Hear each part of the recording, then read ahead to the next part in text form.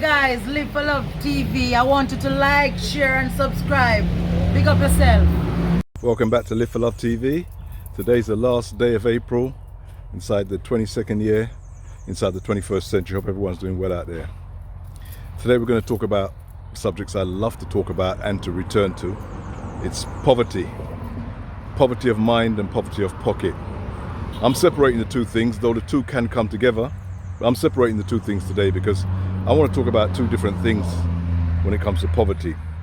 Now, I was born relatively poor. Now, I wasn't the poorest family or the poorest, environment or poorest people. It's all relative. It's all subjective. I've been to places in the world where, if I look back at my childhood, I'd probably be seen as wealthy, well off. But I also know I was born to poverty. Really, it's just a case of how you see things. That's just my personal view. Now, when I talk about poverty, I'm talking about poverty of the pocket, especially. Because poverty of the mind is something that's taught. Poverty of the pocket is something you find yourself in. And I was taught poverty of the mind as a young person. That is of no doubt. And most of the people I grew up with, most of the people I associated with, were in the same position as myself. They were taught the same thing. And sometimes we can't blame people all the time because maybe that's all they knew to teach us, poverty of the mind. And why do I separate the two? Because I was taught that I was less than certain sections and other peoples in society. That's what I mean by poverty of the mind, which is not true. As far as I'm concerned, none of us are born less than. We may have less money, but we're not born less than.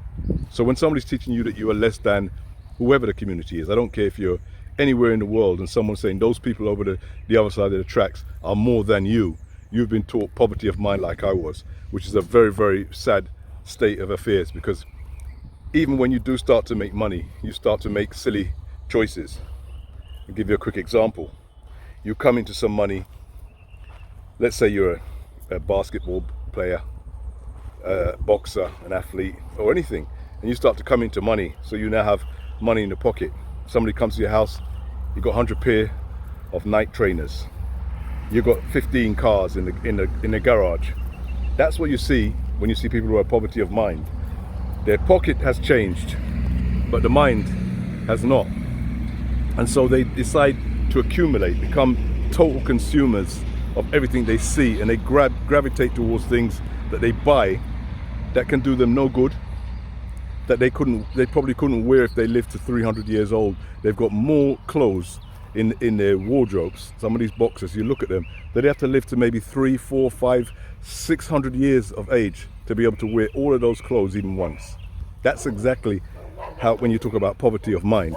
And I think that's more dangerous, because to me, the poverty of pocket is something that could change overnight, but the poverty of mind takes a long, long time to undo. It's taken me many, many years. I was brought up from a 9-to-5 family, and I give thanks to my family for being the 9-to-5. We've never had to beg anybody, for anything. All my family members work hard; they still do, and it's allowed me to be self-sufficient to a certain degree by getting out and putting my shoulder to the wheel. But over the last 20 years, I've learnt that 9-to-5 might not be the best way to do that, especially when you've come out of the poverty of mind. Because when you come out of the poverty of mind, you start to realize that almost nobody who's making real money is doing a 9-to-5. Almost nobody they're doing 9-to-5. I remember years ago being in the UK and watching Wimbledon, during the daytime while I'm rushing in from work, and I may see a Wimbledon, and it was full of people, and I thought, look at all those people watching Wimbledon, all those courts. Why aren't they working? How come none of them seem to be working? You look at the price of the tickets, you think that's a lot of money, because you don't really see 9-to-5s. These are people who either own their own businesses, have got stocks and shares, whose families or come from rich families, or they've got some kind of investment that's allowed them to be sitting there in the middle of the afternoon watching Wimbledon and feeling good about it. a tennis competition and feeling good about it, while people like myself are running up and down from 5, 6 o'clock in the morning right to the evening and getting very little to show for it. And I started to say, no, this is something wrong here. Now, I'm not saying there was anything wrong in what they're doing, because once you start to do that, you enter into bad mind, because I don't know what they were doing. I know there was something wrong in what I was doing. And I said, how did I get into this situation? And I started to retrace my tracks, sorry to say. And what I realized was I was taught as a, by the sweat of your brow you shall eat bread, which is okay. But then when you want to eat more than just bread, maybe you want to eat something a little bit better and higher on the scale, the sweat of your brow ain't gonna help you. And so I started to realize the poverty of mind that I was born to, and I started to come out of it. I started to develop my mind. I started to say, I'm not going to do this, I'm not going to do that, I'm going to do this, I'm going to do that. I changed the things I was going to do, read different type of books, associate with different type of people, different type of thinkers. Because if you hang around the kind of thinkers that are thinking like I was thinking, you stay exactly where you are right there and then. And I started to come out of it, and I couldn't believe what started to happen. And it also takes, what they say, is faith, because sometimes you have to take a leap in the dark and jump out of one situation without knowing what the next situation is going to do for you. But that's also poverty of mind, to think that you can't do that. To think that you have to have a job before you leave a job is part of poverty of mind I was taught, because that keeps you in the same dead-end job you're in. I came out of the working environment without any idea what I was going to do.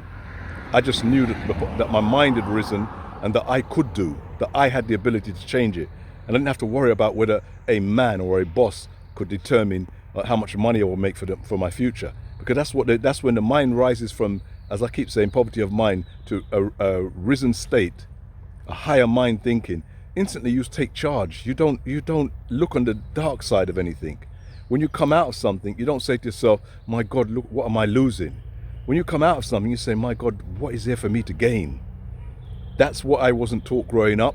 I don't blame anybody for it, but I'm trying to pass it on to you, for those viewers who are watching right now. You have to get yourself to that state if you want those higher levels. Because as I said, it makes no sense you making that money and still having that poverty of mind, that you're going around in circles, and you're really very close to bankruptcy again. You're close to bankruptcy again. It happens to a lot of sports people. I think I heard yesterday that Boris has been sent to prison. Now I was happy at first because I thought it was Boris Johnson, and then I realised it was Boris Becker, and then I started to feel a little bit down about it, because I quite like Boris Becker. But anyway, I diverge. What I was really saying is that get your mind to a certain place where you can never be poor again. And what does that mean? That means even if your pocket is low, even if you decide, if you get to a position where you just don't have a lot of disposable income, you never actually feel poor, because your richness is coming from you. It's not coming from your pocket. That's what I'm trying to get over to people. When that starts to happen, everything starts to change. People start to change towards you. Instead of people trying to hide money from you and hide opportunities from you, they now want to bring opportunities to you, and they want to bring money to you, because they can see that there's a light coming on in you. They can see that you now are not chasing after them for every little penny they got. And when they mention money to you, you just look and you think, why is this person always talking money? They're not giving me any. They're not giving me any opportunities. They're not saying to me, oh, come and do this with me, or come and let's open up this and that. They just keep talking to me about the money that they have. You know that person's in poverty of mind, and they're going to stay there until they find that change, or that way to change and turn around and realize that once you raise your frequency, as I call it, once you raise your frequency, everything starts to change. Opportunities open up to you within no time. You have to, I don't even want to say you have to believe this, because if you believe it, it will just sit there and you'll be believing it for the rest of your life. You've got to know this. You've got to test this.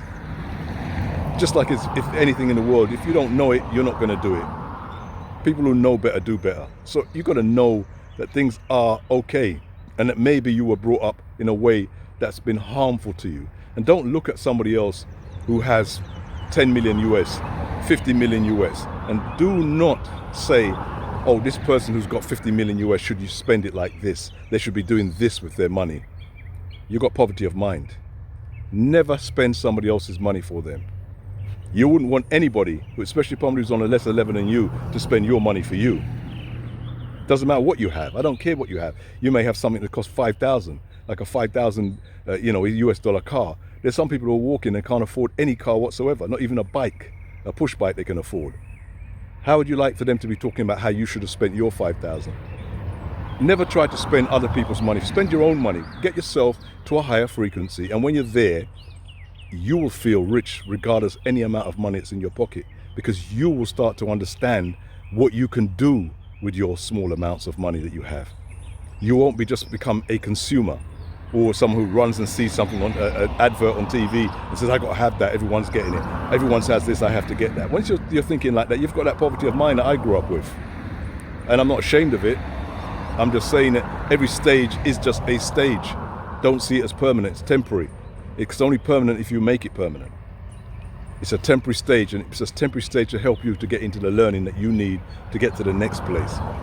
So I'm gonna come at you again about money, poverty, wealth creation. But I really want you to create that wealth internally. That's what the channel was set up for. That external wealth creation is not really my concern. It will come to you, I know that, you'll get it. You're going to be a rich person. If you're not rich now, you're going to be rich once you've got that. I know that's going to happen. I don't have to worry about that. And you can thank me later, as they say. But you need to get that internal. Because once the internal starts, from that very minute that you recognize this thing, the person who you are now calling your boss, or those people who you now look up to because they have more money than you, whether they're on the TV screen, they're across the street from you, whatever, you won't have to look up to them anymore. And they're going to recognize straight away that you're not the person you were. And they're going to show you more respect just by that. Take care, Live for Love TV. See you soon.